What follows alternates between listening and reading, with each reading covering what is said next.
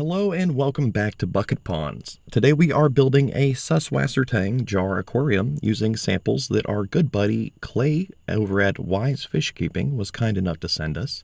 Thank you, Clay. I am so very grateful to include this plant in our collection. Let's all head over to Wise Fish Keeping on YouTube after the video and subscribe. Drop a comment, let them know that BucketPonds sent you over there. Clay's a great guy, and I can already tell that he's going to have some amazing content. So let's jump on that and help him get started.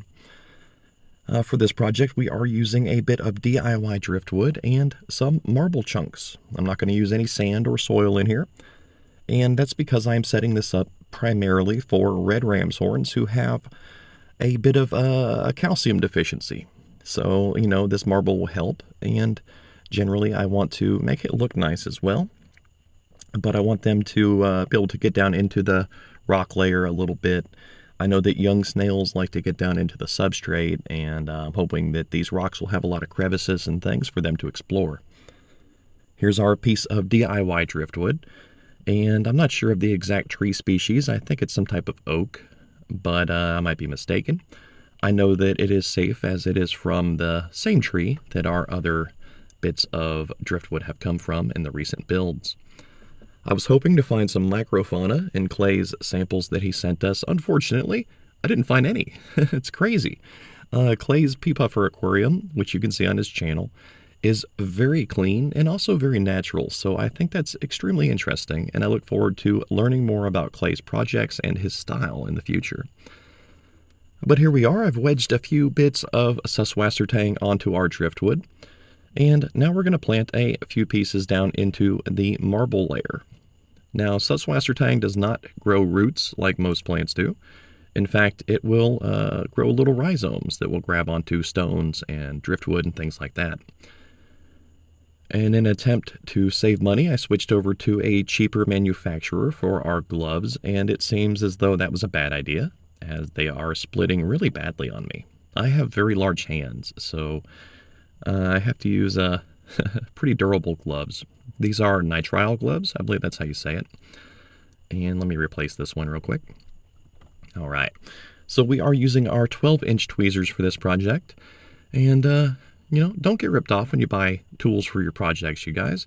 You can find these same tweezers for $20 or for $12. It all depends on where you shop and how vigilant you are when looking to save a few dollars. You have to be careful, though. If you find a really good deal, there may be a reason, like my gloves. They may be damaged in some way. But I got these on Amazon as part of a kit not labeled for aquascaping. That's very important. If you buy an aquascaping kit, it's going to be very expensive. Anything labeled aquarium is going to be a bit pricey. So, shop around a little bit and, enjoy yourself when you do it. And now we're going to include our bit of driftwood. Originally, I had wanted to build a tree in here, like we have in some of our recent projects, but this piece of wood just was not conducive to that idea. So instead, we're going to wedge it into the background there. And I think that's very important, you guys. If you make a mistake, it's fine. Don't beat yourself up. Believe in yourself. Trust yourself. Things happen. When you come at a project like that, like this, and you think, it has to be this exact way, you're going to mess up. That opens a lot of chances for failure. But if you just kind of wing it, I know that sounds bad, but if you just kind of wing it and just go for it, then any little mistakes you make might turn beneficial in the future. You might say, oh, wow, this did not work for bladder snails, but oh my God, look at all the ostracods in here. Wow, But here's an excellent example. Our piece of driftwood has floated away. That's not ideal. So I'm just going to wedge it down here into the bottom of the jar. Again, this is not the exact visual aesthetic I wanted, but it still looks pretty cool, and I can work with this. There's a lot of room for the Susswassertang to expand, and a lot of room for our friends to explore once we add them to the tank. So let's take a quick look at our most recent tree build. I don't know what you want to call it. My new developing style here. This is the larger moss tree aquarium, excuse me. This is meant to raise bladder snails, and it's pretty cool. It's very effective, but it's also very dark. So I'm hoping that we can change the way that we do things a little bit and bring more light into our future projects. So I'm borrowing a bit of frog bit here to add to our new tank, and this frog bit was sent to us by Psycho Plant Lady, which I covered in one of our most recent videos. Please go check out her channel as well. I love that there are all these new YouTubers popping up and expanding, and this niche in YouTube is growing, and it's really cool. It's good for all of us. You know, let's all work together. It's not a competition, it's a community. But here we're using our pipette to capture a few of our very interesting worms that we cultured from Psycho Plant Lady samples. PPL, I hope that you forgive me. I know that you're, not trying to advertise that like you had worms in some of your plants or something, but it's very natural, it's normal, and I'm very excited to see them. So please don't take that as a negative. There were only a few of them. I had to carefully raise them into larger numbers. But here we have some of our larger ostracods from the original moss tree build. These guys are very active and very interesting little critters. I'm going to add them into the new tank. And we'll add a few to our old moss tree, or our larger moss tree here on the right as well. I hope I'm not confusing you guys. Here we have our tiny white detritus worms. These are what put me on the map, basically. I love these little guys. They are a type of free-swimming detritus worm that will absolutely eat anything. I've seen them eat fungus, mold, dirt, bits of loose food. They're everywhere, and they are amazing. I love them so much. And we're basically building a scavenger crew here to help destroy any loose food, any snail poo, things like that. Right here in this sample, we have some tubiflex worms, some of my wild-type tubifex. I still get confused. Is it tubiflex? Is it tubifex? Does it really matter? No. I expect people to make fun of me in the comments, but y'all never do. You guys are so cool. I hardly ever get mean comments anymore. It almost seems a bit strange.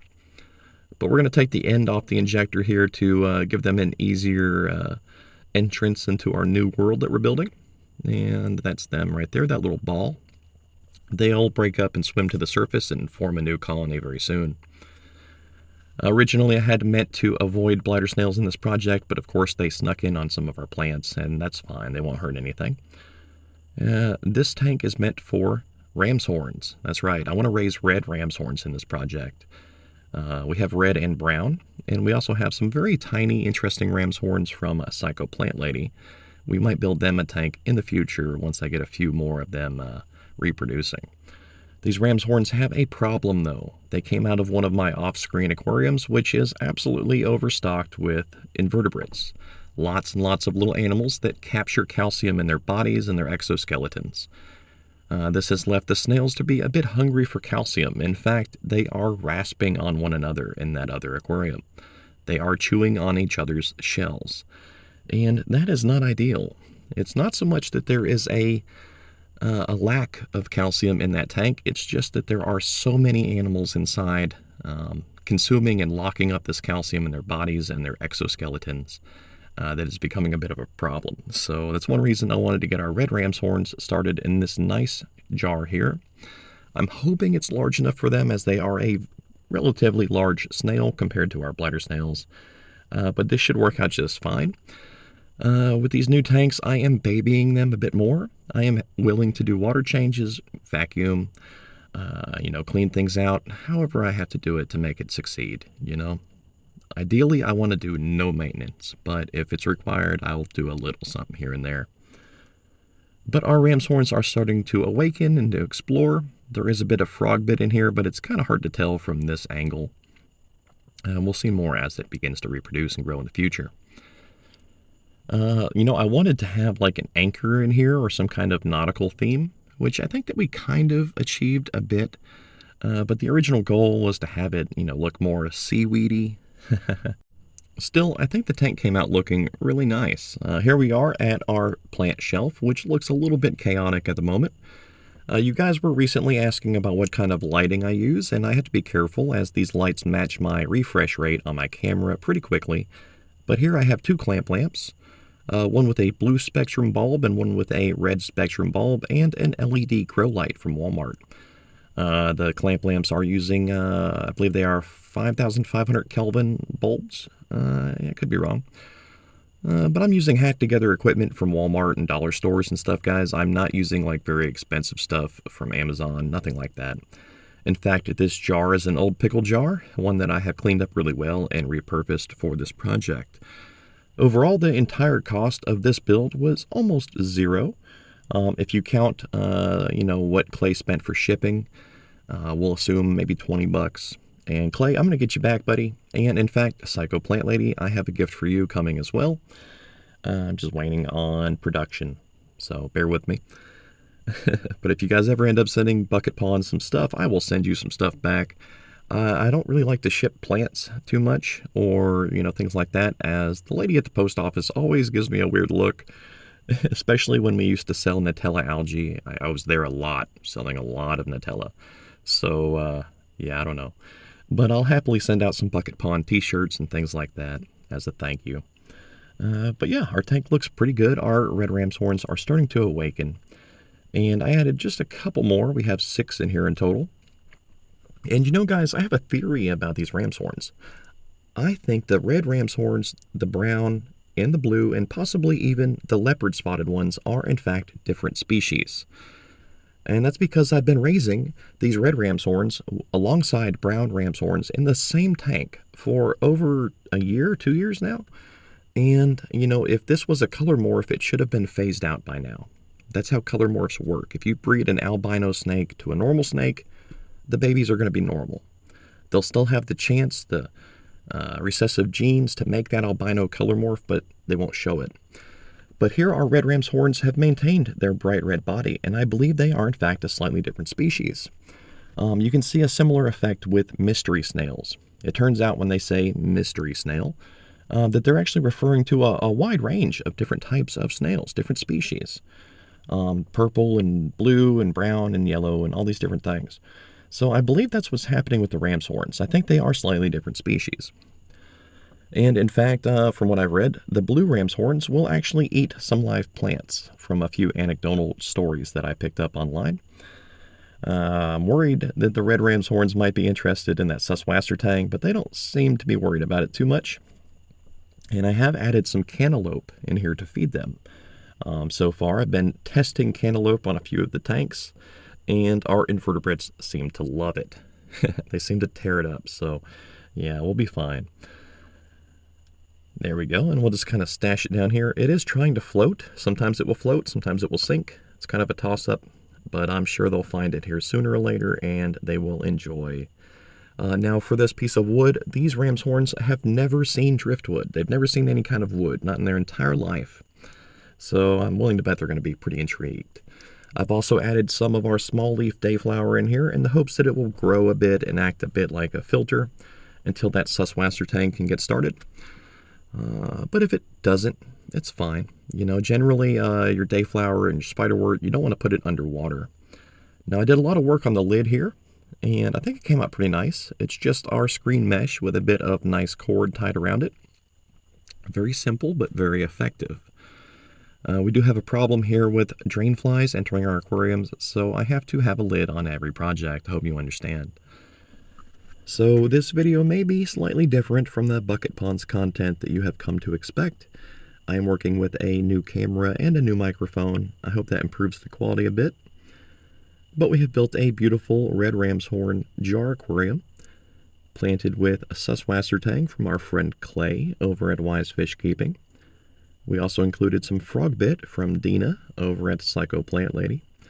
And, fun fact, these red ramshorns were actually given to me a year or two ago from my mother-in-law, and we've had them breeding and reproducing ever since. So this tank is a collection of gifts, and it represents my gratitude. So thank you so much, guys. If you enjoyed this video, please go over to Wise Fish Keeping, drop a comment, let him know BucketPonds sent you, check out some of his shorts and stuff, and subscribe, help him out. That'll mean a lot to me. Big thank you to our YouTube members and our Patreon supporters. Have a great day.